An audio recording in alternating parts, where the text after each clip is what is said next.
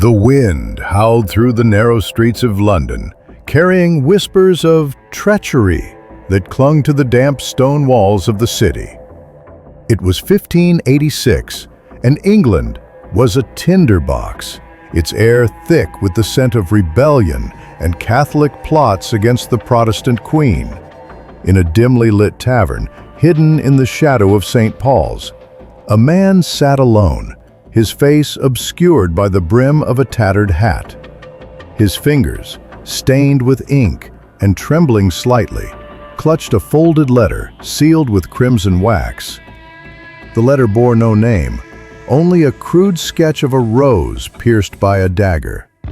He glanced over his shoulder, his eyes darting to the door as the firelight flickered, casting long, jagged shadows across the warped wooden floor. The man, known only as Thomas, was no stranger to secrets, but this one weighed heavier than any he'd carried before. He was a courier for a shadowy network, a go-between for men who spoke in code and met under moonless skies. Tonight, he carried a message that could change the course of history, or end his life before dawn. The tavern door creaked open and a cloaked figure slipped inside, their boots leaving muddy prints on the floor. Thomas's heart thudded against his ribs, but he didn't move.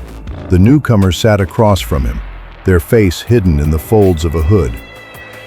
"The rose blooms red," the figure whispered, their voice low and deliberate. Thomas slid the letter across the table, his fingers brushing the rough wood. "The dagger is sharp," he replied, completing the code. The figure took the letter, broke the seal, and scanned its contents in silence. Thomas watched their hands, noting the faint tremble that betrayed their calm exterior. The letter spoke of a plot, a conspiracy so audacious it could topple the throne. A plan to assassinate Queen Elizabeth I and place her Catholic cousin, Mary Queen of Scots, in her stead. The words were written in a cipher known only to a select few, but Thomas had seen enough to understand their weight. Names of powerful men, nobles, priests, and foreign agents were woven into the scheme, their loyalty bought with Spanish gold and promises of a Catholic England.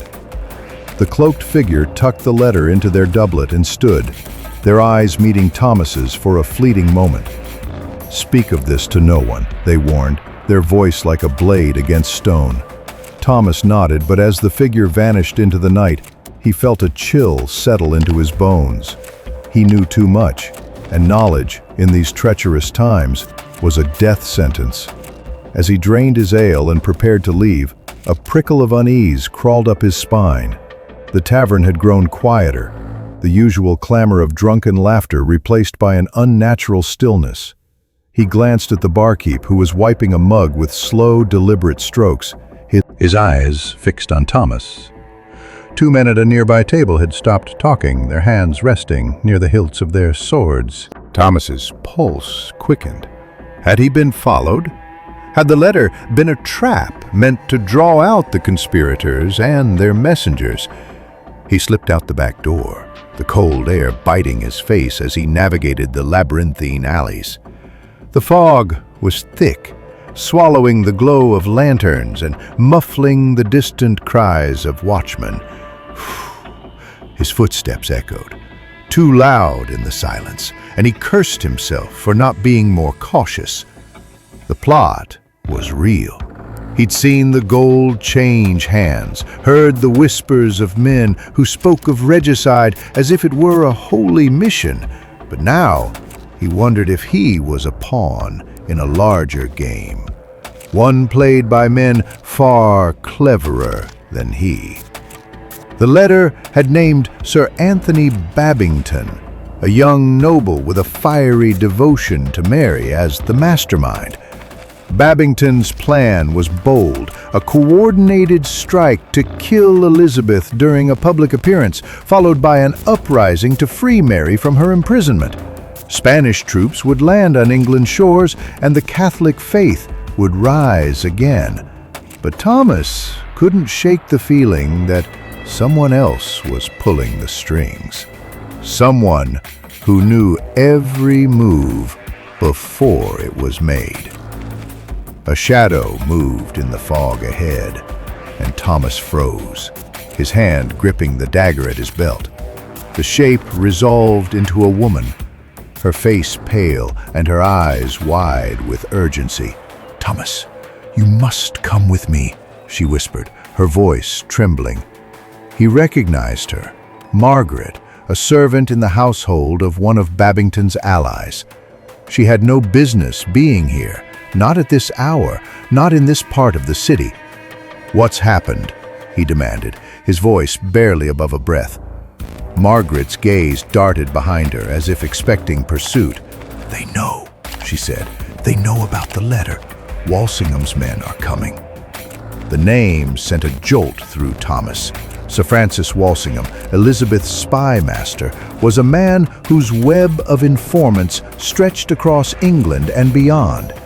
If Walsingham knew of the plot, then every conspirator, every courier, every soul who'd whispered a word of it was marked for death. Margaret grabbed his arm, pulling him toward a narrow passage. "There's no time," she hissed. "Babington's been betrayed. The cipher was cracked days ago. They let the letter reach you to see who you'd meet." Thomas's mind raced. If Walsingham had broken the cipher, then the cloaked figure in the tavern could have been one of his agents. The meeting, the code, the letter, it was all a trap, and he'd walked right into it. His legs moved before his thoughts caught up, following Margaret through the twisting alleys. The sound of boots on cobblestones echoed behind them, growing louder. "Where are we going?" he asked, his breath ragged. Margaret didn't answer, her pace unrelenting. She led him to a crumbling stable, its door hanging off its hinges. Inside, a single candle burned, casting a faint glow over a man leaning against a wooden beam. His face was gaunt, his eyes sharp and unyielding. "You're late," the man said, his voice clipped. Thomas stopped short, his hand tightening on his dagger. "Who are you?" he demanded. The man stepped forward, the candlelight revealing a scar that ran from his temple to his jaw. "Someone who wants to live," he said, "and someone who knows you're carrying a death warrant." Margaret shut the door behind them, her hand shaking as she bolted it. The man introduced himself as John, a defector from Babington Circle, who claimed to have fled when he realized the plot was doomed. "Walsingham's been watching us for months," John said, his voice low and urgent. "He's got spies in every tavern, every manor, every church. The letter you carried was written to lure Babington into the open. They'll arrest him tonight, and anyone else they can tie to the plot." Thomas's stomach churned.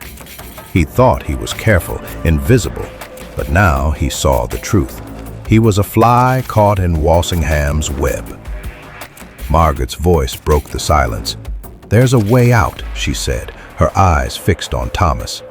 "A boat leaves for France at dawn. If you reach it, you might escape." John nodded, pulling a map from his cloak. It was crude, drawn in haste, but it marked a path to the docks and a ship called the Sparrow. Thomas studied it, his mind racing. France meant safety, a chance to disappear, but it also meant abandoning everything he'd known. And what of the plot? Was it truly dead? Or was there still a chance to warn Babington, to save the cause? The sound of boots grew louder outside, accompanied by the clink of armor. "They're here," Margaret whispered, her face pale. John blew out the candle, plunging them into darkness. "Decide now," he said. "Run or stay and die." Thomas's heart pounded as he weighed his options.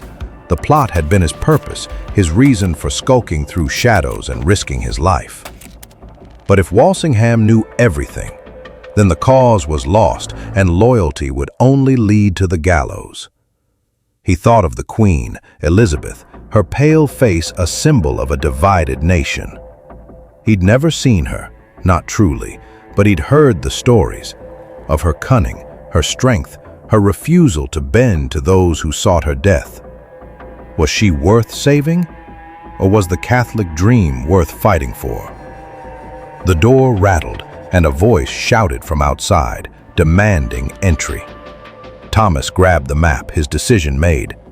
"The docks," he said, his voice steady despite the fear clawing at his chest. Margaret nodded, her eyes gleaming with something like relief. John pushed open a trapdoor in the stable floor, revealing a tunnel that reeked of damp earth and rot. "Go," he said. "I'll hold them off." The tunnel was narrow, its walls slick with slime, and Thomas's boots sank into the mud as he crawled forward. Margaret followed, her breath ragged in the dark. The sounds of pursuit faded, replaced by the distant drip of water and the skitter of rats. Thomas's mind churned with questions. Could he trust Margaret? Was John truly a defector, or was this another layer of Walsingham's trap? The map in his hand felt like a lifeline, but it could just as easily be a noose. As they emerged into the cold night air near the Thames, the fog was thicker than ever, cloaking the river in a ghostly shroud. The docks were close, the scent of salt and tar heavy in the air, but something was wrong. The silence was too complete, the shadows too still. Thomas's hand went to his dagger as he scanned the darkness.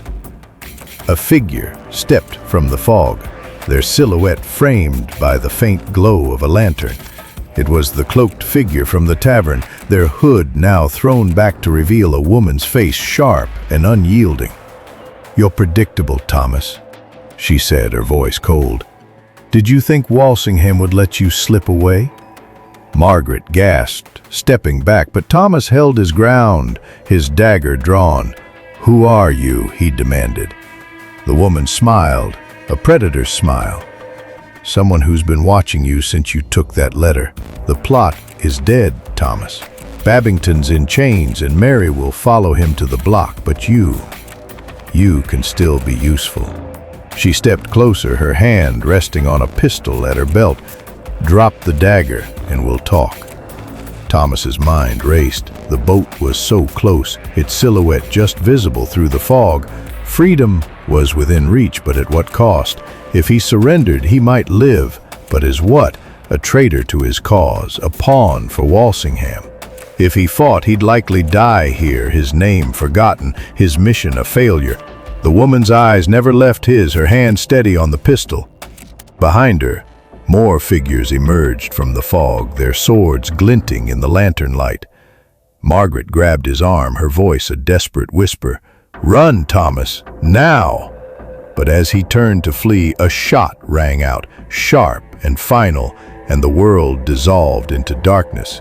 The fog swallowed the sound, and the Thames flowed on, indifferent to the secrets it carried. Somewhere in London, a queen slept soundly, unaware of how close death had come, and in the shadows, Walsingham's web tightened, ready for the next fool who dared to dream of her crown.